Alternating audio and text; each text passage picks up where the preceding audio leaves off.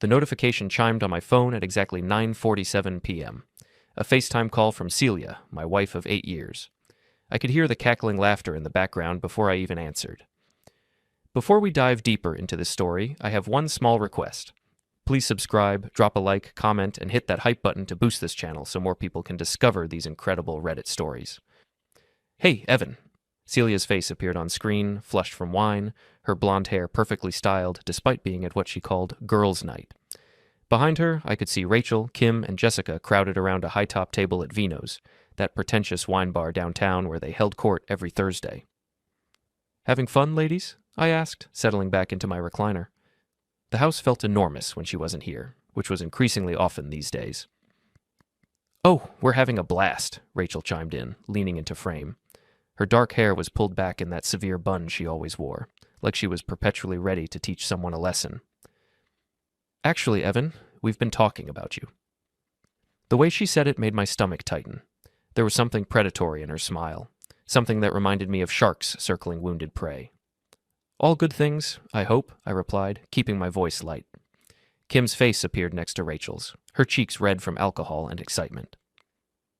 Well, that depends on your perspective, she giggled. Jessica pushed into the frame, holding her phone up like she was recording. Everything was content for her mommy blog these days. Evan, we've been doing some serious girl talk tonight. And we've reached a unanimous decision, Celia announced, her voice taking on that corporate tone she used when firing people at her HR job. It's time for us to get divorced. The words hit me like a physical blow, even though I'd been expecting something like this for months. What I hadn't expected was the audience, the performance of it all. The way they were all grinning at me through the screen like they'd just delivered the punchline to the world's cruelest joke. We've decided, Rachel repeated, emphasizing the word. Celia deserves so much better than what she's getting at home. You're holding her back, Evan, Kim added, nodding sagely like she was dispensing wisdom instead of destroying someone's marriage over Pinot Grigio. I sat there for a moment, letting the silence stretch. They were all staring at me, waiting for me to break down, to beg, to give them the reaction they wanted. Instead, I found myself thinking about the credit card statements I'd been finding, the late nights, the way Celia had been dressing lately. Not for me, but for someone else. So none of you care that she's been seeing your husbands? I asked quietly. The laughter died instantly.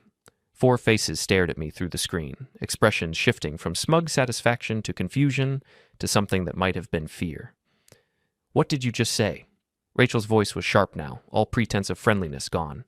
You heard me, I said, standing up and walking closer to the camera. Celia, should I tell them about Brian? Or Derek? Or should we start with the photos I found on your phone? Celia's face went white. Evan, you're being ridiculous. You're just trying to... Am I? I interrupted. Rachel, when was the last time you checked Brian's Tesla's GPS history? Kim, does Derek still claim he's working late at the office on Tuesdays and Fridays? The silence on their end was deafening. I could see them looking at each other, doubt creeping into their expressions. Nice try, Evan, Jessica finally said, but her voice lacked conviction. You're just trying to deflect. Am I? I smiled for the first time all evening. Well, I guess we'll find out soon enough. Enjoy the rest of your girls' night, ladies. Something tells me it might be your last one together. I ended the call and set my phone down on the coffee table. My hands were shaking, but not from fear or sadness. For the first time in months, I felt something I'd almost forgotten. Power. I walked to my home office and pulled out the folder I'd been building for weeks. Bank statements showing charges at hotels I'd never been to. Credit card receipts from restaurants where Celia claimed to be having work dinners, but the amounts were clearly for 2 people. Screenshots of text messages I'd recovered from her old phone before she'd accidentally dropped it and gotten a new one. And then there were the photos. The ones she thought she'd deleted, but had backed up automatically to our shared cloud account. Celia with Brian in his Tesla. Celia with Derek at that motel on Route 9, Celia with men I didn't even recognize. My wife wasn't just cheating on me. She was collecting married men like trophies, and her best friends' husbands were apparently her favorites. I'd been planning to confront her privately, maybe try counseling, maybe just file for divorce quietly, but she'd chosen to humiliate me publicly to make our marriage's end into entertainment for her friends. Well, if Celia wanted a public divorce, I'd give her one she'd never forget. I opened my laptop and started typing. If she wanted to play games, it was time she learned that I'd been playing chess while she was playing checkers. The first email went to Sam Rodriguez, my best friend and the owner of CrossFit Iron Valley, where I worked out every morning. Sam had connections all over town, and more importantly, he had a mouth bigger than the Hudson River when it came to gossip. The second email went to Mrs. Keller, our 73-year-old neighbor who knew everyone's business and wasn't shy about sharing it. She'd been dropping hints about Celia's visitors for weeks. The third email was the most important one. It went to a private investigator I'd found online, a former cop named Danny Martinez who specialized in domestic situations. I'd been hesitant to hire him before, but Celia had just forced my hand. By the time I went to bed that night, the wheels were already in motion. Celia came home at 2 a.m., stumbling and reeking of wine and guilt. She tried to climb into bed next to me, but I was already up and dressed. "Going somewhere," she slurred. "Gym," I said simply. "Early workout." "Evan, about tonight?" "Don't," I cut her off. "We'll talk when you're sober. And Celia? You might want to call Brian and Derek. Tell them they should probably have a conversation with their wives before someone else does." I left her standing there in our bedroom, confusion and the first hint of fear creeping across her face. The game had begun. Sam was waiting for me in the gym parking lot at 5:30 a.m., 2 cups of coffee in his hands and a grim expression on his face. "You look like hell," he said, handing me one of the cups. "Feel worse," I admitted. "Did you get my email?" "Yeah, I got it. Jesus, Evan, are you sure about this?" I pulled out my phone and showed him one of the photos, Celia and Brian Martinez, Rachel's husband, in a passionate embrace outside the Marriott downtown.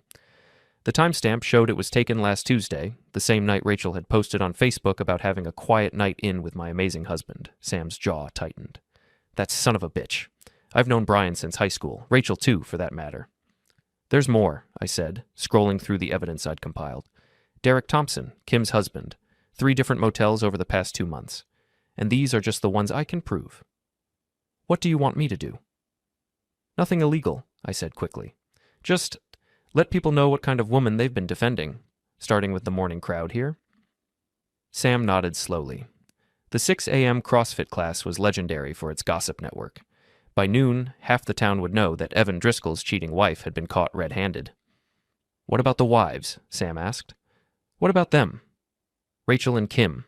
They're going to be destroyed when they find out." I thought about the smug expressions on their faces the night before, the way they'd laughed as they helped my wife humiliate me on camera. "They made their choice," I said. "They decided to get involved in my marriage. Now they get to live with the consequences." We worked out in relative silence, but I could see Sam's mind working. He was already planning how to spread the word, who to tell first, how to maximize the impact. It was one of the things I'd always loved about him. When Sam was on your side, he was all in. After the workout, I drove to my construction site. I'd been the site supervisor for Brennan Construction for 5 years, overseeing everything from residential developments to commercial projects. It was good work, honest work, and it had given me the financial stability that Celia seemed to take for granted. My crew was already setting up when I arrived. These were good men, hard-working guys who'd been with the company for years. They knew me, trusted me, and more importantly, they knew my situation. "Boss," called out Tommy Chen, our lead electrician. "You look like you got hit by a truck." "Worse," I said. "I got hit by reality." I gathered the crew for our morning briefing and, almost without thinking about it, found myself telling them about the previous night. Not the details, just the basics. My wife wanted a divorce, her friends had ambushed me, and I'd discovered some uncomfortable truths about the whole situation.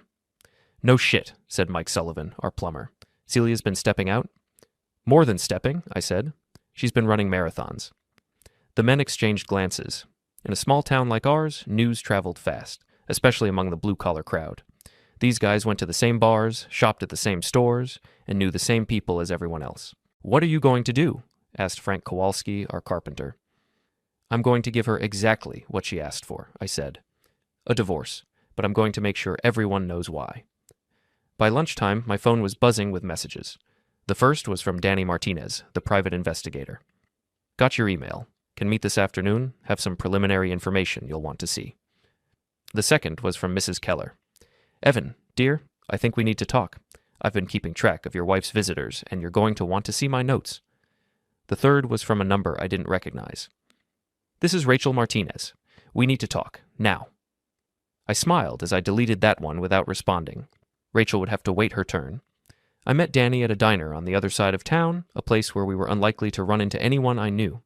He was exactly what I'd expected, mid-50s, gray hair, the kind of weathered face that came from years of dealing with people's worst moments. I've been doing some preliminary work since you contacted me, he said, sliding a manila folder across the table. Your wife isn't very careful about covering her tracks. The folder contained more photos, more receipts, more evidence of Celia's affairs. But it also contained something I hadn't expected, a detailed timeline showing that this had been going on for over a year, not just the few months I'd suspected. She's got a type, Danny observed. Married men, successful, with something to lose. It's not just about the sex, Mr. Driscoll. It's about the power. The power? She gets off on the risk, on knowing she can destroy these men's marriages whenever she wants. Look at this pattern. She never stays with any one guy for more than a few months. She moves on before they can get too attached, but not before she's got enough evidence to ruin them if they try to end it first. I stared at the photos, seeing my wife in a completely new light. This wasn't just cheating, this was predatory behavior. There's something else, Danny said. I did some digging into her work situation. She's been having affairs with subordinates too. If her company finds out, she'll be fired immediately. Sexual harassment, abuse of power, the works. How do you know all this? I have contacts in a lot of places. Your wife made enemies, Mr. Driscoll. People who'd be very happy to see her get what's coming to her. I paid Danny his fee and drove home with the folder on my passenger seat. My phone had been buzzing constantly. More messages from Rachel, several from Kim, and one from Jessica asking if I wanted to talk things through like adults. The only message I answered was from Sam. Words getting around. Rachel Martinez showed up at the gym looking for you. She's pissed. Good, I texted back. Let her stew. When I got home, Celia was waiting for me in the kitchen. She'd clearly been crying, but there was anger in her eyes too. What did you do? She demanded. I told the truth, I said simply. Isn't that what you wanted? Honesty in our marriage? You had no right to. I had every right, I interrupted. You made our marriage public last night. You involved your friends in our personal business, so now everyone gets to know the whole story. Evan, please, we can work this out. We can go to counseling, we can... No, I said, pulling the divorce papers I'd printed that afternoon from my briefcase. You were right last night. It is time for us to get divorced. I've already filed the paperwork. Her face went white. You can't be serious. Dead serious. And Celia? You might want to call Brian and Derek. Their wives are going to find out soon, and it would be better if it came from you. How could you do this to me? I looked at my wife. Really looked at her. For what I knew would be one of the last times. She was still beautiful, still the woman I'd fallen in love with 8 years ago. But that woman was gone, replaced by someone I didn't recognize. I didn't do this to you, I said quietly. You did this to yourself. I just made sure everyone could see it. She stormed out, slamming the door behind her. I heard her car start and speed away, probably heading to one of her lovers for comfort. I poured myself a beer and sat down to wait. Tomorrow, the real fun would begin. The next morning brought chaos. My phone started ringing at 6 a.m. Rachel Martinez calling for the 10th time. I finally answered on the 11th ring. You bastard, she hissed without preamble. How could you do this to me? Good morning to you too, Rachel, I said calmly. How's Brian this morning? Still claiming he was working late last Tuesday? The silence stretched for nearly 30 seconds. When she spoke again, her voice was shaking. I don't believe you. Check his phone, I suggested. Check his credit card statements. Check the GPS history in his Tesla. Or better yet, ask him directly. Brian's not nearly as good a liar as he thinks he is. Even if there's some truth to what you're saying, you had no right to destroy my marriage. I didn't destroy your marriage, Rachel. Your husband and my wife did that. I just made sure you knew about it. We were trying to help Celia. She was miserable with you. She was miserable because she was living a lie, I shot back. And you helped her do it. You sat there last night and laughed while she humiliated me, never bothering to ask why she really wanted out of our marriage. Rachel was crying now. What am I supposed to do? I have kids, Evan. I have a life with Brian. That's between you and your husband. But Rachel, next time you decide to get involved in someone else's marriage, maybe make sure you know what's actually going on first. I hung up and immediately got a call from Kim Thompson. Evan, please tell me this isn't true, she sobbed. Which part? The part where your husband has been screwing my wife, or the part where you helped her ambush me last night? Derek swears nothing happened. He says you're lying, that you're just trying to hurt us because you're angry. Kim, I have photos, I have hotel receipts, I have text messages.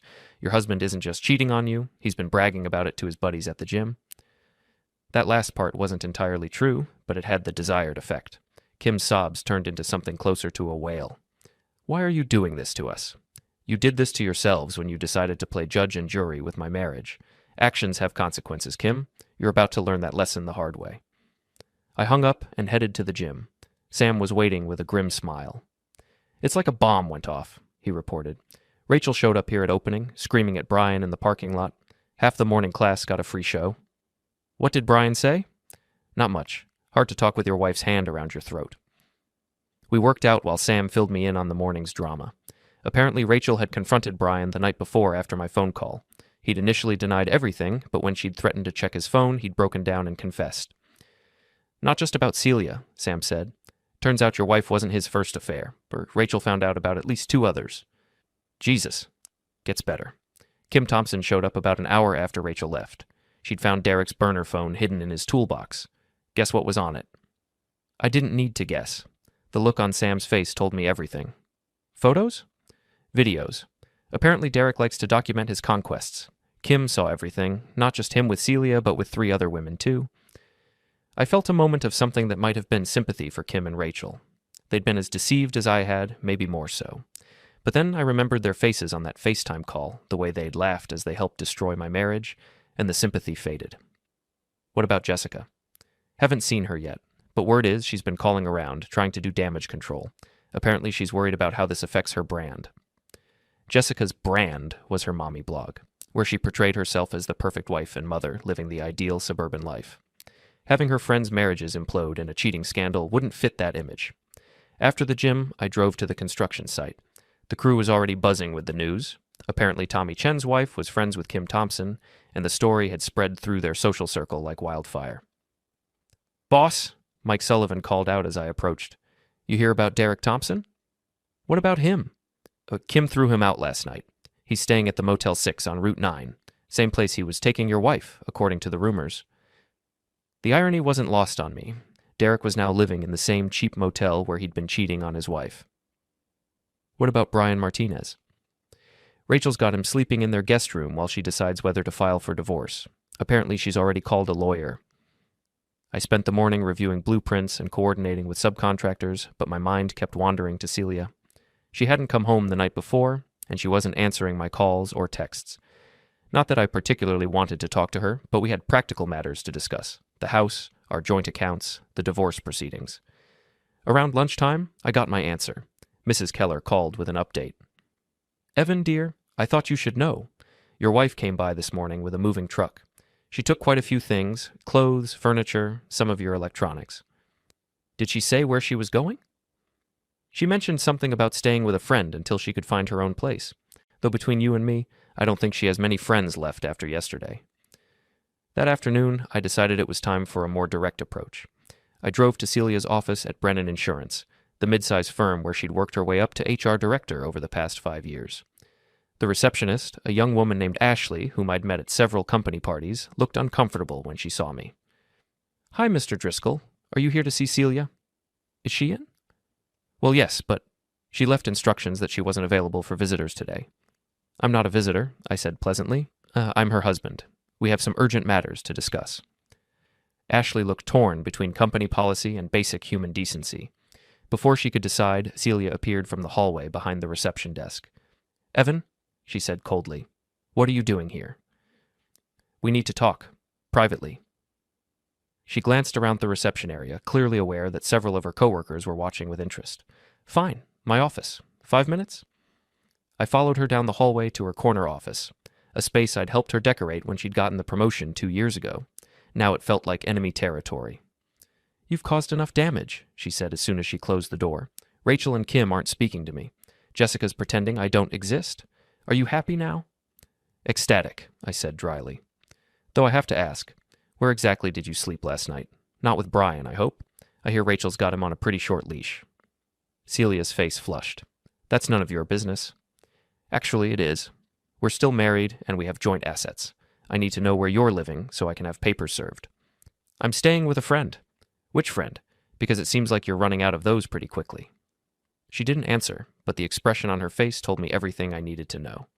Celia had burned her bridges with her female friends, and her male friends were all dealing with their own domestic crises. There's something else we need to discuss, I said, pulling out a folder Danny Martinez had given me. Your employment situation. What about it? Well, it seems your company has some pretty strict policies about relationships between supervisors and subordinates, policies that you've been violating for quite some time. The color drained from her face. You wouldn't.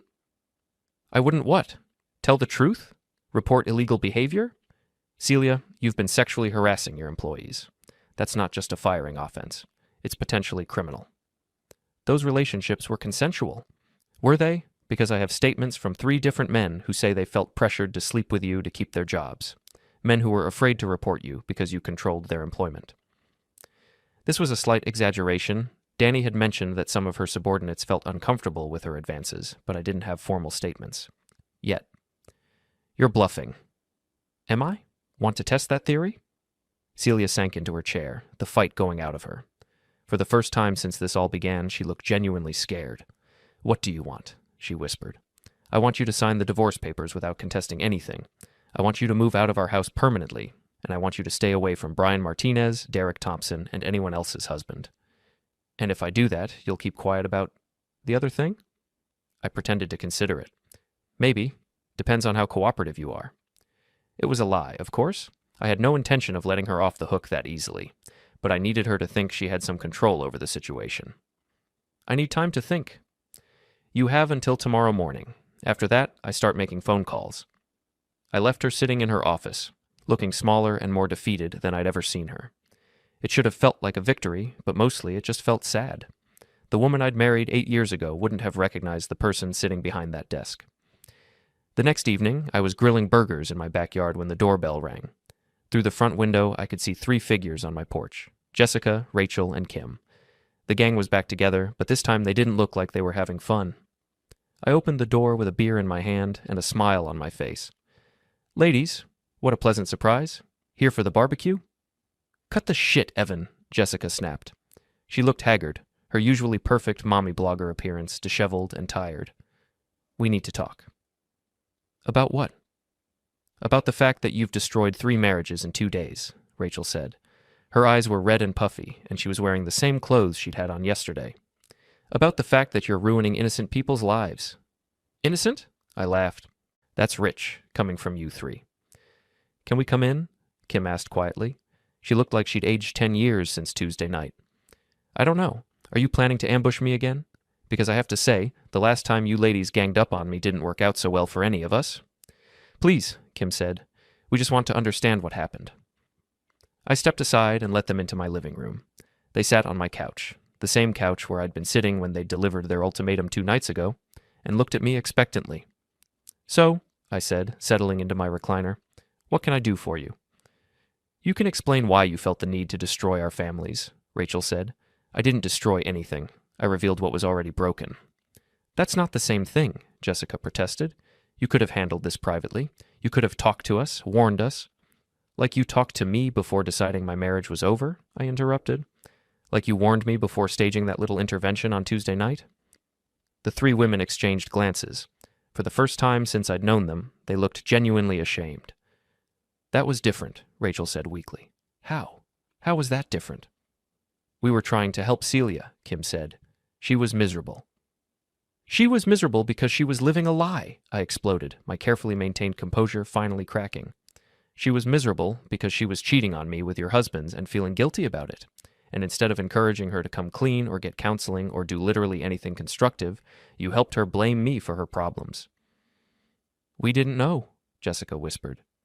You didn't want to know, I corrected. You wanted to play the supportive friends, the wise advisors, the women who had it all figured out. You wanted to feel superior to the poor, clueless husband who couldn't keep his wife happy. That's not fair, Rachel said, but there was no conviction in her voice. Isn't it? Tell me, Rachel. When was the last time Brian came home late from work? When was the last time he was evasive about where he'd been or who he'd been with? Did you ever ask questions, or did you just choose to believe whatever story was convenient? Rachel's face crumpled. I thought he was just stressed about work. And Kim, I continued, turning to Derek's wife, all those business trips Derek took, all those weekend conferences, did you ever check to see if they were real? Kim shook her head, tears streaming down her face. And Jessica, I said finally. Miss Perfect Life. Miss Everything is Amazing. When was the last time you actually looked at your friends' marriages instead of just using them as props for your blog posts? Jessica had gone pale. My blog has nothing to do with this, doesn't it? How many posts have you written about girls' night? How many times have you talked about the importance of female friendship, of supporting each other through thick and thin? Did you ever think about what you were actually supporting? We were supporting our friend, Rachel said. You were supporting a lie. You were enabling someone who was destroying multiple families, including her own. And when I tried to tell you the truth, you laughed at me. The room fell silent. Outside, I could hear kids playing in the neighborhood, the sound of normal families living normal lives. It seemed like something from another world. What do you want from us? Kim asked finally. I don't want anything from you. It's too late for that.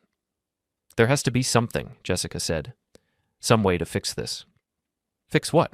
Your marriages, your friendships, your reputations. Ladies, some things can't be fixed. Some mistakes have permanent consequences. So that's it? Rachel asked. You're just going to let our families fall apart? I'm not letting anything happen. This was always going to happen. I just accelerated the timeline. You could have given us a chance to work things out with our husbands, Kim said. Like you gave me a chance to work things out with my wife? That shut them up. We sat in silence for several minutes, the weight of everything that had happened settling over us like a shroud. Brian wants to try counseling, Rachel said finally. He says he's willing to do whatever it takes to save our marriage. And Derek's begging me to take him back, Kim added. He's promised to cut off all contact with other women, to be completely transparent about everything. Good for them, I said. Maybe they mean it. Maybe they've learned something from all this. Do you think... Jessica started, then stopped. Do I think what? Do you think there's any chance for them? For any of us? I considered the question seriously. Brian Martinez and Derek Thompson had both been serial cheaters, men who'd betrayed their wives repeatedly and only shown remorse when they had been caught. But people could change, couldn't they? I don't know, I said honestly. That's between you and them. But I will say this. If you do decide to try to work things out, you need to go into it with your eyes open. No more willful blindness. No more choosing comfortable lies over uncomfortable truths. What about you and Celia? Kim asked. What about us? Are you going to try to save your marriage? I thought about my wife, about the woman I'd fallen in love with and the stranger she'd become. I thought about the lies, the betrayals, the complete destruction of trust that had brought us to this point. No, I said simply. Some things are too broken to fix. The three women left a few minutes later, looking defeated and lost. I watched them walk to their cars, Jessica's pristine SUV, Rachel's practical sedan, Kim's aging minivan, and wondered if they'd ever be friends again after this. Probably not. Trust, once broken, was nearly impossible to repair. I went back to my grill, but the burgers were burned beyond saving, just like everything else in my life these days. My phone buzzed with a text from an unknown number. We need to meet. Tonight. It's important. C. Celia wanted to talk. After everything that had happened, after all the damage that had been done, my wife finally wanted to have a conversation. I texted back, Denny's on Route 9, 1 hour. It was time to end this once and for all. Denny's at 9 p.m. on a Thursday night was exactly what you'd expect. Half empty, fluorescent lit, and depressing. Perfect for the conversation I was about to have. Celia was already there when I arrived, sitting in a corner booth with her back to the wall. She looked terrible, exhausted, pale, and wearing the same clothes she'd had on yesterday. For a woman who'd always prided herself on her appearance, it was a shocking transformation. You look like hell, I said, sliding into the booth across from her. Thanks, you look great too. The waitress came over and we ordered coffee. Neither of us was hungry, but we needed something to do with our hands. So, I said when we were alone again. Here we are. Here we are, she agreed. You said it was important.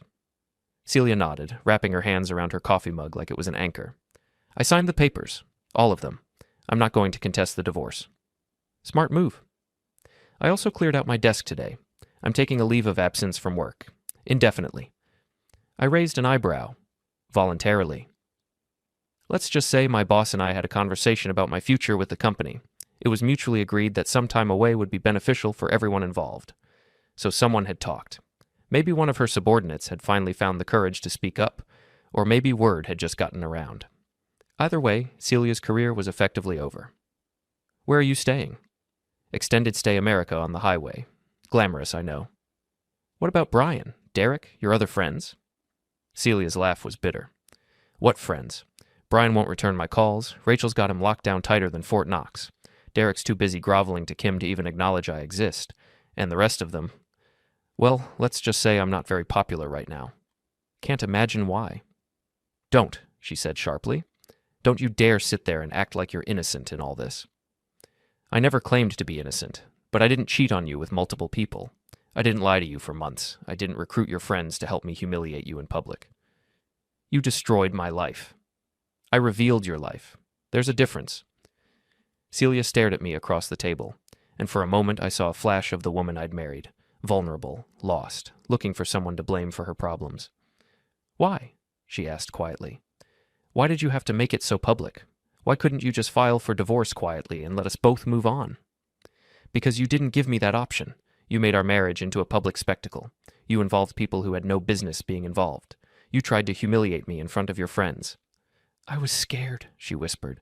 I didn't know how to tell you that I wasn't happy, that I hadn't been happy for a long time. So you decided to cheat instead? It wasn't supposed to happen like this. It started with Brian. We were both at that conference in Albany. We'd been drinking, and it just happened. I felt so guilty afterward, but also so alive, like I was finally doing something for myself instead of just going through the motions. And then Derek? Brian introduced us. He said Derek was discreet, that he understood the situation. It felt safe, like we were all in the same boat. What boat was that? The cheating asshole's boat? Celia flinched. We were all unhappy in our marriages. We were all looking for something we weren't getting at home. So, why not just get divorced? Why the elaborate deception? Because I was a coward, she said simply. Because divorce is messy and expensive and public, and having an affair was easy and exciting and private. Or so I thought. We sat in silence for a few minutes, both of us lost in our own thoughts. Around us, the diner hummed with quiet conversation and the clatter of dishes. Do you hate me? Celia asked finally. I considered the question. Did I hate her? I was angry, certainly. Hurt, definitely. But hate? No, I said. I don't hate you. I'm disappointed in you. I'm angry at you, but I don't hate you. Do you think you could ever forgive me? I don't know. Maybe someday, but not now, and not anytime soon. What if I got help? What if I went to therapy, figured out why I did what I did, made sure it never happened again? Celia, it's too late for that. The trust is gone. Even if you became a completely different person tomorrow, I'd never be able to look at you without remembering what you did. Tears started rolling down her cheeks. So that's it? 8 years of marriage, and it's just over? It was over the moment you decided to cheat. Everything since then has just been cleanup. I loved you, she said. I know it doesn't seem like it, but I did love you. Maybe you did, but you loved the excitement more. You loved the thrill of sneaking around, of having secrets, of living a double life, and that's not something I can compete with. The waitress refilled our coffee cups, giving us both a moment to compose ourselves. What happens now? Celia asked. Now we get divorced. You move on with your life, I move on with mine. We try to learn from our mistakes and hopefully don't repeat them. Will you tell people about why we're getting divorced? I won't volunteer the information, but if someone asks me directly, I'm not going to lie to protect you. She nodded, accepting this. What about Rachel and Kim? Jessica? What about them? They hate me now. They blame me for destroying their marriages. Their marriages were already destroyed. They just didn't know it yet. That's not fair. Brian and Derek might have cheated with me, but they were cheating anyway. I didn't force them to do anything. No, but you didn't discourage them either, and you certainly didn't think about the consequences for their wives. Neither did they. You're right, but you're not married to them. You don't owe them loyalty or honesty. You owed those things to me, and you chose not to honor them. Celia finished her coffee and stood up. I should go. Probably. She hesitated, like she wanted to say something else, but then just nodded and walked away. I watched her leave, noting how small and defeated she looked. It should have felt like victory. After everything she'd put me through, seeing her brought low should have been satisfying. Instead, it just felt empty. I paid for the coffee and drove home to my empty house. Tomorrow, I'd start the process of rebuilding my life. I'd figure out what came next, how to move forward, how to trust someone again someday. But tonight, I just wanted to sit in my living room and mourn the death of my marriage. 3 months later, Celia came by to pick up the last of her things. The divorce was finalized, quick and clean, just like she'd promised. She looked different, thinner, quieter, more grounded. She told me she was in therapy, working a lower-level marketing job in Albany, trying to rebuild from zero. I told her I was actually doing better than okay. We both admitted, in our own way, that we were sorry and needed to figure out who we were alone. Then she drove away without looking back, and for the first time, the house felt like mine, not ours. Life moved on. Our old friend group completely imploded. Rachel and Brian were in counseling, trying to rebuild something that would never look the same. Kim filed for divorce from Derek after discovering a long pattern of affairs. Jessica turned the whole mess into blog content and lost her friendships in the process. At Murphy's Pub, I told Sam and the guys I wasn't ready to date yet. I needed to learn who I was as a single man. Later, Derek called out of nowhere to apologize and ask how to handle being a cheater on the other side of the fallout. I told him the truth. You can't fix broken trust. Only accept consequences, do the work, and maybe earn someone's trust someday, though probably not Kim's. Little by little, peace replaced anger. Mrs. Keller next door reminded me my marriage didn't fail because I wasn't enough, but because Celia chose deception and warned me not to let her choices make me afraid to trust again. Months later, Rachel apologized at the grocery store and said I'd been right about comfortable lies versus uncomfortable truths. She told me I deserved to be happy. Maybe someday I'll believe that enough to risk dating again. For now, poker nights with friends, a quiet, honest house, and the simple feeling of sleeping without suspicion are enough. I lost a marriage, but I got something just as important back. My self-respect, my clarity, and a life that finally feels like it belongs to me.